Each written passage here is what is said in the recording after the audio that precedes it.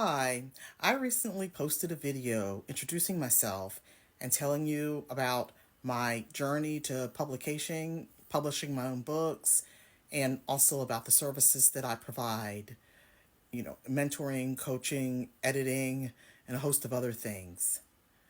I also wanted to mention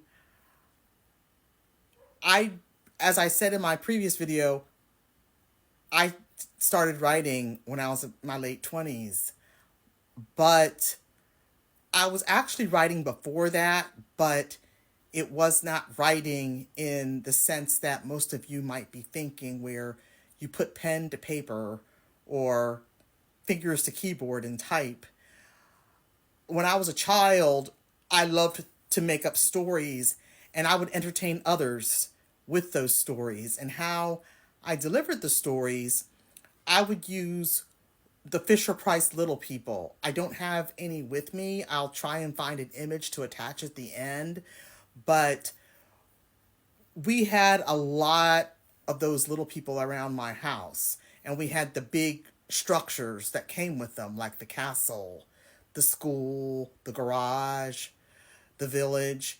And what I would do, all of the people had a name, and we had so many of them because you could even buy the little people separately. Like if you have, because they were interchangeable, so you could buy a pack of like 10 people, and you could use them with the other structures and buildings that you've already bought, and like they would fit into the little holes. It was so cute.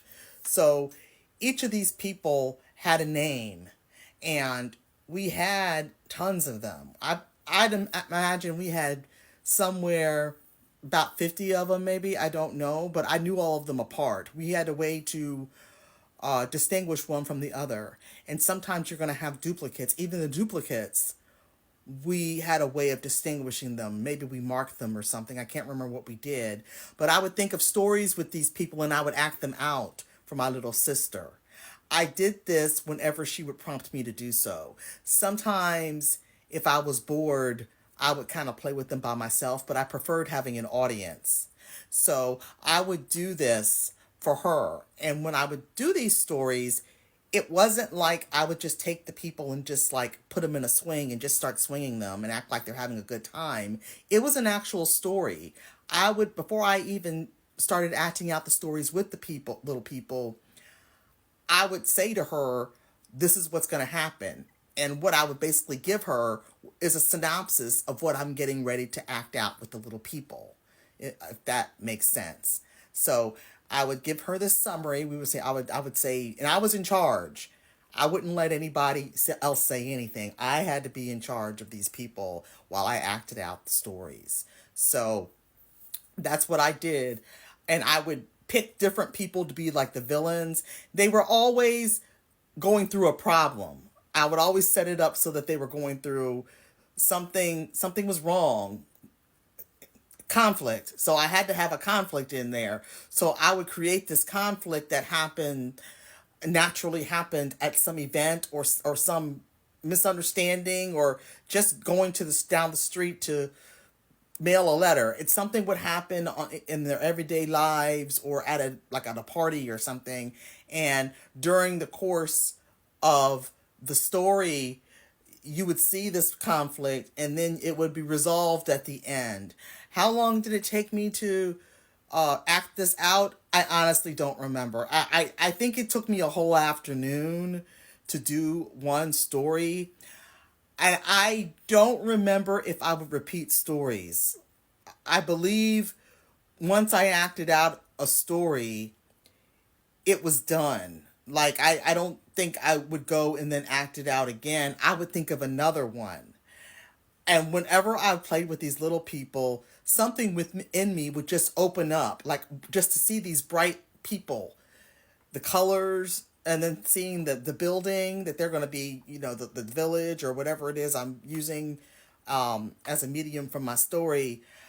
It's just that I would just light up, and I would have to start acting it out with the people. I've heard other authors state something similar. A lot of times they might have used Barbie dolls or something.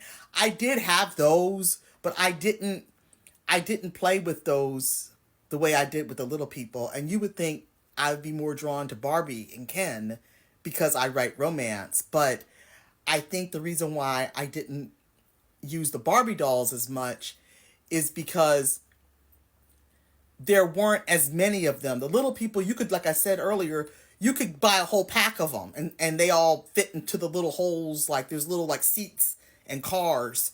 There's different things that you can put the little people in. Like there's like a theater where they can go and sit down and watch a movie. So you could fit them into the seat, and you could fit them into the car, and so they were interchangeable. So we had a lot of them.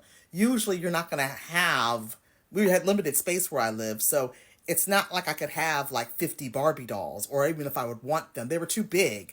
The little people were small, and I felt that I had more control over them, I think. I believe that's how I felt. I did this, I can't remember when I stopped. Because I did it until I was pretty old. Like, I did it until until my younger sister stopped asking me to do it. But I don't remember at what point that was. I just can't recall.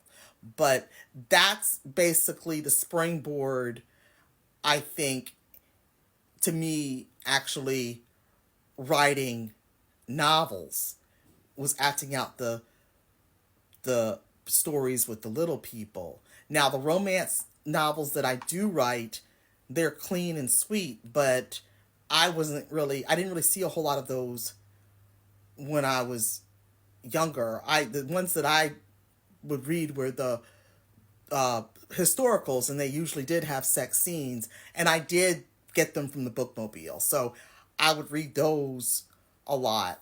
But I didn't start reading those until I was probably about 14, 13, maybe 13 to 14, and that's pretty much all that I read throughout high school. I just loved. There was just something magical, just something appealing about two people coming together like that and overcoming their obstacles, overcoming their hang-ups. So that's all I wanted to say. I hope everybody has a good day.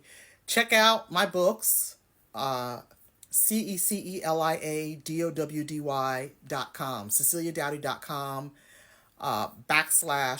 /books, BOOKS, or just put CECELIADOWDY.com and there's a books tab at the top on the menu. You can check out some of my stories. You can also go to Amazon and find a list of all of my books. Most of them have hundreds of 5-star ratings and reviews, literally hundreds of them. So if you want to get a feel for what my books are like, be sure to check them out on Amazon. And I also distribute them from my house as well. So if you want to buy a book bundle for Christmas, now's the time to order it. You'll get plenty of stickers, you'll get swag, you'll get a bookmark, all kinds of goodies, and it's 4 romance books that you will get in this package. The ones that I've sold so far, I've heard so many great things. So if you want some romances to read for the holidays, some clean, sweet romances, I highly recommend the bundle. And you can even buy a few of them, give them to your church friends, or give them to your readers group, or give them to, your friends. So check that out. Thanks for watching and listening to this video in its entirety, and I hope all of you have a great day.